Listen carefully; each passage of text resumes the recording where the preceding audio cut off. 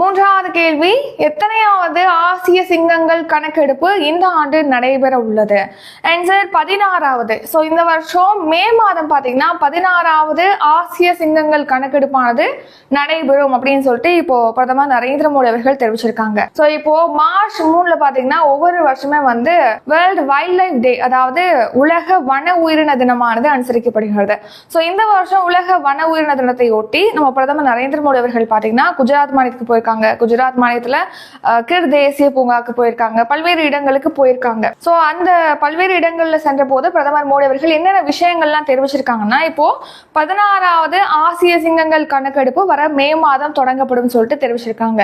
Next, Gujarat மாநிலத்துல ஜுனாகத் அப்படிங்கிற இடத்துல பாத்தீங்கன்னா வனவிலங்கு தேசிய பரிந்துரை மையம் அமைக்கிறதுக்கு பிரதமர் மோடி அடிக்கல் நாட்டிருக்காங்க. நெக்ஸ்ட், இப்போ ஆசிய சிங்கங்களை பாதுகாக்கிறதுக்காக லயன் ப்ராஜெக்ட், லயன் திட்டம் அப்படின்னு சொல்லிட்டு செயல்படுத்தப்படுது. இந்த லயன் திட்டத்துக்காக மத்திய அரசு இப்போ ரீசெண்டா தான் 2900 கோடியை வந்து ஒதுக்கீடு செஞ்சிருக்கு அப்படின்னு பிரதமர் மோடி அவர்கள் தெரிவிச்சிருக்காங்க.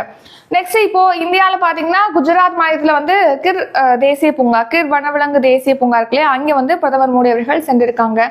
அங்கேதான் வந்து ஆசிய சிங்கங்கள் இந்தியாவிலே இருக்கு அப்படின்னு பிரதமர் மோடி தெரிவிச்சிருக்காங்க.